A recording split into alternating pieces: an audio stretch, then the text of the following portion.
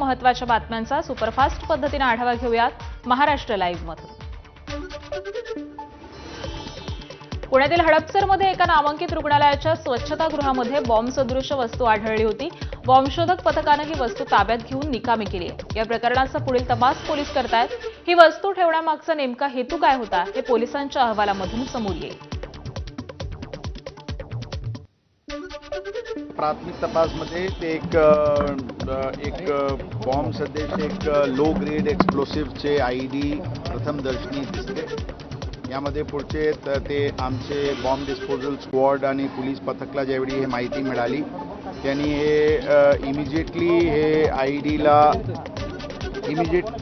Immediately ते आयडीला त्यांनी gliding सेंटरचे एक ओपन ठिकाण आहे तिथे घेऊन जाऊन त्यांना योग्य पद्धतीने डिफ्यूज केला आणि पोलीस क्राईम ब्रांचची टीम्स आणि ATSची टीम हे तिन्ही मिळून पथक तपास करत आहे। लवकरात लवकर आपल्याला आणखी यामध्ये अपडेट देता येईल। जो बॉम्ब था वो लाइव बॉम्ब था। अगर से वो कुछ मिसहैप हो जाता तो हॉस्पिटल में बहुत सारे लोग थे, आजू बाजू में लोग थे, थोड़ा सा गड़बड़ हो सकती थी, लेकिन पुलिस और सब नागरिकों की सतर्कता की वजह से अभी पूरे धोखा कुछ भी नहीं है। कोई भी ऐसी चैलेंज या कोई भी डेंजर परिस्थिति अभी नहीं है, सामान्य परिस्थिति है।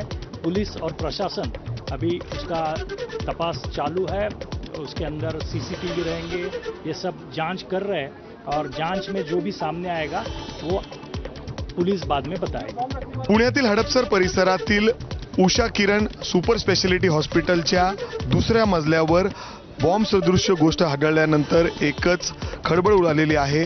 आता मी त्याच हॉस्पिटलच्या बाहेर आहे। जर आपण बघितलं तर कडेकोट पोलीस बंदोबस्त या हॉस्पिटलच्या बाहेर सध्या तैनात करण्यात आलेला आहे। BDDSची टीम काही वेळापूर्वी या ठिकाणी दाखल झालेली होती। उषा किरण सुपर स्पेशालिटी हॉस्पिटलच्या दुसऱ्या मजल्यावर असलेल्या बाथरूममध्ये एक बॉम्ब सदृश गोष्ट तिथं काम करणाऱ्या सफाई कामगाराला सुरुवातीला दिसली आणि त्यांनी तातडीने या संदर्भातली माहिती डॉक्टरांना दिली आणि डॉक्टरांनी आतमध्ये जाऊन जेव्हा ते बघितलं तातडीने ते जी पिशवी आहे बॉम्ब सदृश गोष्टीची ती उचलली आणि समोरच्या मैदानावर या ठिकाणी आणून ठेवली आणि तातडीने या संदर्भातली माहिती पोलिसांना दिली। पोलिसांचं पथक या ठिकाणी दाखल झालं आणि त्यानंतर बॉम्ब स्क्वॉड असेल, BDDSची टीम असेल, डॉग स्क्वॉड असेल, ते सगळे या ठिकाणी दाखल झाले।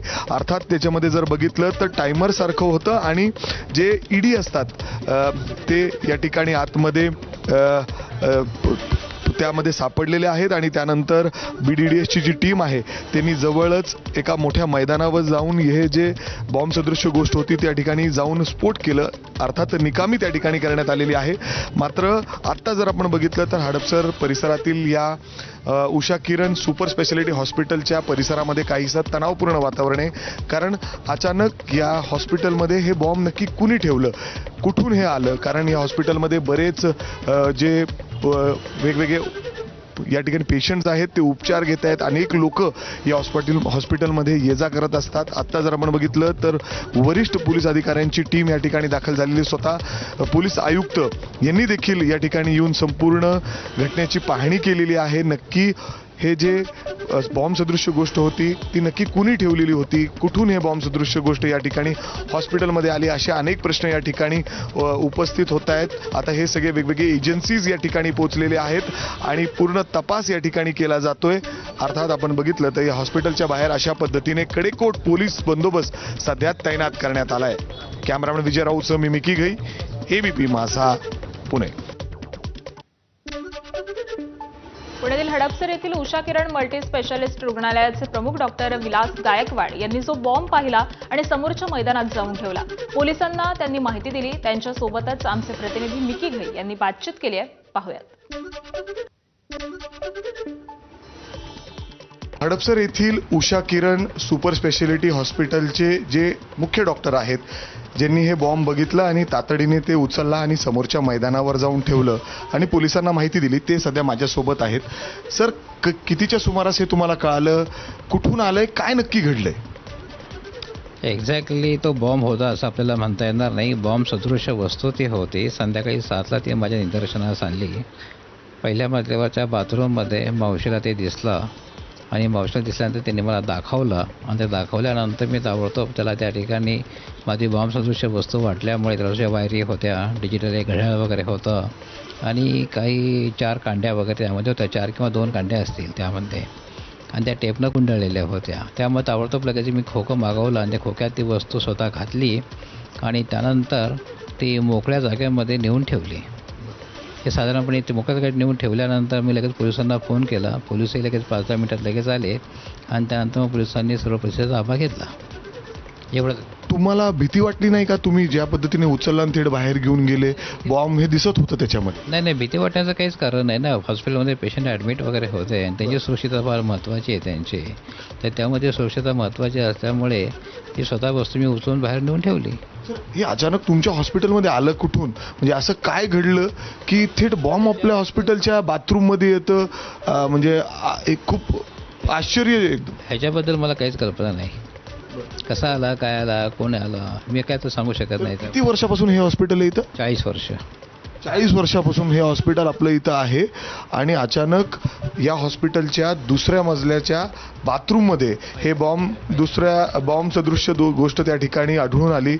खरं तर तिथं पहिले सुरुवातीला एक सफाई कामगाराला ती दिसली. त्यांनी तातडीने डॉक्टरांना ही संदर्भातली माहिती दिली. साहेब, आता पोलीस काय म्हणतात? CCTV फुटेजमध्ये काय रिकवर होतंय का? कोण आलेलं असं हॉस्पिटलमध्ये अनोळखी? त्यांचा तपास चालूच आहे अजून त्यांचा. त्याबद्दल मला काही कल्पना नाही अजून काही. पुण्याच्या हडपसर अतिशय वर्दळीचा हा भाग आहे आणि तेही एका हॉस्पिटलमध्ये बॉम्ब सारखं सदृश्य गोष्ट सापडते आणि त्यानंतर अशा पद्धतीने एकच खळबळ हडपसर परिसरामध्ये पुण्यामध्ये पाहायला मिळते. कॅमेरामॅन विजय राऊतसह मी मिकी घई, ABP माझा, पुणे. उत्तर प्रदेशात आलेल्या भीषण वादळी वाऱ्यामुळे आणि चक्रीवादळामुळे मोठी हानी झालेली असून राज्यातील विविध भागामध्ये आतापर्यंत 45 जणांचा मृत्यू झालाय. तर सर्वाधिक फटका प्रयागराज जिल्ह्याला बसलेला असून इथं 17 जणांनी आपला जीव गमावलाय. वेगानं वाहणाऱ्या वाऱ्यामुळे शेकडो झाडं आणि विजेचे खांब हे कोसळलेले असून अनेक घरांचं देखील नुकसान झालंय. मृतांमध्ये महिला आणि लहान मुलांचाही समावेश असून मृतांचा आकडा वाढण्याची भीती प्रशासनानं व्यक्त केली आहे. नीट पेपरफुटी प्रकरणी देशभरामध्ये अनेक विद्यार्थी संघटना आक्रमक झाल्यात. दिल्ली, मुंबईमध्ये विद्यार्थ्यांनी रस्त्यावरती उतरत NTA विरोधामध्ये आंदोलन केलंय. दिल्लीमध्ये ABVPनं आक्रमकपणे आंदोलन केलं तर मुंबईमध्ये काँग्रेसनं आंदोलन करत सरकार विरोधामध्ये जोरदार घोषणाबाजी केली आहे.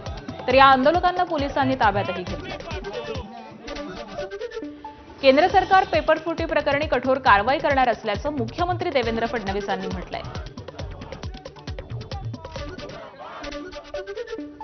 देखिए, इसमें CBI जांच कर रही है. CBI को पूरा साथ हमारी पुलिस देगी और मैं भारत सरकार का और विशेष रूप से जो नीट कंडक्ट करने वाली हमारी बॉडी है उसका आभार व्यक्त करना चाहता हूं कि उन्होंने इसको गंभीरता से लिया, क्योंकि हमारे जो बच्चे हैं वो इतनी पढ़ाई करते हैं और कोई पेपर लीक करे, ये बात बिल्कुल गलत है. हम ये चाहते हैं कि जिस प्रकार की कार्रवाई हो रही है उसमें नीचे तक जाकर जो भी इसमें इन्वॉल्व है हर व्यक्ति के ऊपर कार्रवाई हो, उसके लिए पूरा सहकार्य हम लोग करेंगे. नीट परीक्षेच्या नव्या वेळापत्रकाबाबत पुढील आठवड्यामध्ये म्हणजेच पुढील बुधवार गुरुवारपूर्वी घोषणा होण्याची शक्यता असल्याची माहिती सूत्रांकडून मिळते. सूत्रांच्या माहितीनुसार परीक्षा नव्यानं घेण्यासाठी साधारण 2 महिन्यांचा कालावधी लागू शकतो. त्यामुळे नीट परीक्षा जुलैच्या मध्यामध्ये होण्याची शक्यता ही वर्तवली जाते. महाराष्ट्र ATSची काल सकाळपासूनच राज्यभरामध्ये छापेमारी सुरू आहे. पाकिस्तानातील कुख्यात गँगस्टर शहजाद भट्टीच्या टोळीशी संबंधित गुन्हेगारांवरती ATSनं नजर ठेवलेली होती. शहजाद भट्टीच्या संपर्कामध्ये असलेल्या संशयावरून तब्बल 57 जणांची चौकशी सुरू आहे.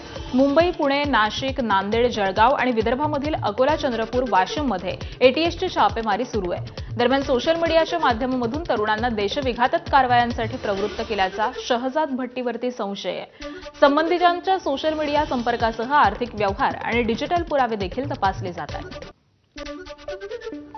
नाशिकमधल्या भद्रकाली परिसरामध्ये ATS पथकाकडून छापेमारी सुरू आहे. पाकिस्तानी गँगस्टर शहजाद भट्टीच्या गँगच्या संबंधित लोक नाशिकमध्ये वास्तव्यास असल्याची माहिती ATS पथकाला मिळाली. ही कारवाई नाशिकच्या जुने नाशिक परिसरामध्ये अतिशय गुप्त पद्धतीनं सुरू आहे. पाकिस्तानस्थित ISI एजंट तथा कुख्यात गँगस्टर शहाजाद भट्टीच्या ऑनलाईन नेटवर्क विरोधामध्ये महाराष्ट्र दहशतवाद विरोधी पथकानं काल मोठी कारवाई करत राज्यामध्ये साधारण 65 तर विदर्भामध्ये 60 ठिकाणी एकाच वेळी छापे केलेत. भारतीय तरुणांना प्रामुख्यानं सोशल मीडिया, गेमिंग ॲप्स आणि एन्क्रिप्टेड फॉर्मॅटच्या माध्यमामधून देशविरोधी आणि कट्टर विचारसरणीकडे वळवण्याचा प्रयत्न या नेटवर्कमार्फत केला जात असल्याचा संशय एटीएस आणि तपास यंत्रणांना आहे. जळगाव आणि नाशिकमधील एटीएसच्या पथकानं जामनेर तालुक्यामधील वाकोद गावामध्ये कारवाई करत एका व्यक्तीची चौकशी केल्याची माहिती सूत्रांनी दिली आहे. संबंधित व्यक्तीच्या फोनवरून संशयास्पद कॉल झाल्याचा संशय व्यक्त केला जातोय. तर एटीएसच्या पथकानं तब्बल अर्धा तास त्या व्यक्तीकडे चौकशी केल्याचं सूत्रांनी सांगितलेलं आहे. मात्र संबंधित व्यक्तीनं नेमके कोणाला कॉल केले आणि त्याच्या मोबाईलवरून कुणाशी संपर्क झाला याबाबतची माहिती समोर आलेली नाही. चौकशीनंतर एटीएसचं पथक परतल्याची माहिती सूत्रांनी दिलेली असून या प्रकरणी अधिकृतरित्या कोणतीही माहिती ही अद्यापही समोर आलेली नाही. पाकिस्तानी गँगस्टर शहाजाद भट्टी गँग आणि डोंगरी गँगशी संबंधित किंवा त्यांच्या संपर्कामध्ये आल्याच्या संशयावरून नागपूरच्या एटीएसनं भंडाऱ्यामध्ये एकाला चौकशीसाठी ताब्यात घेतलं असून त्याची सध्या चौकशी सुरू आहे. भंडारा शहरामधील बडा बाजार परिसरामध्ये असलेल्या एका मोबाईल शॉपमधून काम करणारा हा तरुण आहे. तर या तरुणाच्या मोबाईलवरून पाकिस्तानी गँगशी संपर्क किंवा सोशल मीडियावरती फॉलो करण्यात आल्याचा संशय एटीएसला आहे आणि सध्या तरुण एटीएसच्या ताब्यात असून चौकशीसाठी मोबाईल जप्त केल्याचीही माहिती आहे. या कारवाईबाबत भंडारा पोलीस आणि एटीएस पथकानं कमालीची गुप्तता बाळगली आहे. चंद्रपूर जिल्ह्यात एटीएसनं मोठी कारवाई केली आहे. पाकिस्तानी गँगस्टर शहाजाद भट्टी गँग आणि डोंगरी गँगशी संबंधित किंवा त्यांना सोशल मीडियावरती फॉलो करणाऱ्या एका विद्यार्थ्याची नागपूर एटीएसच्या पथकानं चौकशी केली आहे.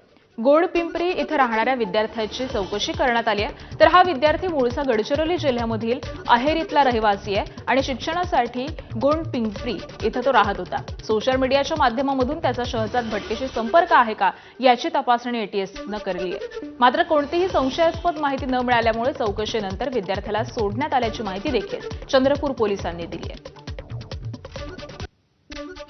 रेल्वे भरती आंदोलन प्रकरणी ठाणे न्यायालयामध्ये सुनावणी पार पडली. 2008 साली रेल्वे भरती दरम्यान कल्याण स्थानकावरती उत्तर भारतीय उमेदवारांवरती मनसे कार्यकर्त्यांनी मारहाण करत रेल्वेचं देखील मोठं नुकसान केलं होतं. या हल्ल्याच्या प्रकरणामध्ये मनसे अध्यक्ष राज ठाकरे यांच्यावरती गुन्हा दाखल झाला होता. या प्रकरणी राज ठाकरेंचा जबाब नोंदवण्यात आलाय. न्यायाधीशांनी मारहाणीबाबत राज ठाकरेंना प्रश्न विचारला असता त्यांनी हे सगळेच आरोप खोटे असल्याचं सांगत 20 वर्षांपूर्वी जेव्हा ही मारहाण झाली तेव्हा नाशिकमध्ये असल्याचंही त्यांनी म्हटलंय. नाशिकच्या मालेगावमध्ये कथित लँड जिहाद प्रकरणावरून मोठा राजकीय आणि प्रशासकीय वाद निर्माण झालाय. भाजप कायदा सेलचे शहराध्यक्ष अॅडव्होकेट योगेश निकम यांनी पत्रकार परिषद घेत आदिवासी आणि वनजमिनी हडपल्याचा त्याचबरोबर यावरती घरं, दर्गे आणि मशिदी त्याचबरोबर कत्तलखाने उभारल्याचा गंभीर आरोप केलाय. या तक्रारीनंतर महसूल मंत्री चंद्रशेखर बावनकुळे यांनी तात्काळ एसआयटी समिती गठीत करण्याचे आदेश दिले. तसंच संबंधित प्रकरणांची सखोल चौकशी करून दोषींवरती गुन्हे दाखल करण्याच्या सूचना देखील देण्यात आल्या. मालेगाव शहरातील धर्मांना भामरे यांनी दरेगाव मधील गट नंबर 83 आणि गट नंबर 38/2 या वनजमिनींवरती आदिवासी बांधवांना हाताशी धरून त्यांच्या अज्ञानाचा फायदा घेऊन या जमिनींची अदलाबदली खरेदी केल्या, ज्या बेकायदेशीर आहेत आणि कुठल्याही शासनाची येणे परवानगी न घेता, लेआउट न पाडता, शासनाला नजराणा न भरता या जमिनींवरती बेकायदेशीर रहिवास वस्त्या बसवलेल्या आहेत, कारखाने बसवलेले आहेत. तसेच या ठिकाणी मस्जिद, ईदगाह, दर्गा देखील बसवलेले आहेत, मदरसा देखील बसवलेले आहेत, ज्या अनधिकृत आहेत. माओवाद्यांचा सर्वात क्रूर आणि त्यांच्या मिलिटरी कमांडचा कमांडर असलेल्या माडवी हिडमाच्या एन्काउंटरनंतर त्याच्या गाण्याच्या माध्यमामधून त्याचं जोरदार उदात्तीकरण सुरू आहे. हिडमा कसा चांगला आणि सामान्य आदिवासींसाठी लढणारा होता, त्याला सीआरपीएफसह सुरक्षा बलांनी त्याचबरोबर केंद्र सरकारनं कशा पद्धतीनं धोक्यानं मारलं, जंगलामधील खनिज संपत्तीसाठी आदिवासींना कसं चिरडून टाकलं जात आहे, अशा आशयाचं एक गाणं हे सध्या मोठ्या प्रमाणावरती व्हायरल होतं. तरुणांमध्ये नक्षलवादी विचारसरणी नव्यानं पेरण्याचा प्रयत्न होत असल्याचा आरोप आता होऊ लागलाय. नक्षल पीडितांसाठी काम करणाऱ्या जनसंघर्ष समितीनं हिडमाचं उदात्तीकरण करणाऱ्या त्या गाण्यावरती बंदी लागण्याची आणि त्याचबरोबर गाणं तयार करणाऱ्याला शोधून गुन्हा दाखल करण्याची मागणी केली आहे. गाण्यावर बंदी याच्यासाठी मागणी केलेली आहे की ज्याचं उदात्तीकरण चालू आहे त्या व्यक्तींनी अनेक लोकांच्या म्हणजे गळे कापलेले आहेत, त्यांच्या हत्या केलेल्या आहे आणि अशा क्रूर हत्या करणारा जो व्यक्ती आहे त्याचं उदात्तीकरण सुरू आहे. म्हणजे असं भासवत आहे की हिडमाचा जो लढा आहे तो चांगल्यासाठी होता, पण चांगल्यासाठी नव्हता. त्यांनी कितीतरी सशस्त्र बलांना मारण्यामध्ये त्याची मोठी भूमिका होती. आम्ही जेव्हा काम करतो आम्हाला माहीत आहे की जे पीडित लोक आहे त्यांच्या घरच्यांना जेव्हा मारल्यानंतर त्यांची जी व्यथा आहे ती त्याच्यात दाखवल्या जात नाही, पण हे दाखवलं जातं की हिडमा किती चांगला होता. तर त्याच्यामुळे असं जे गाणं आहे याच्यावर बंदीच आली पाहिजे.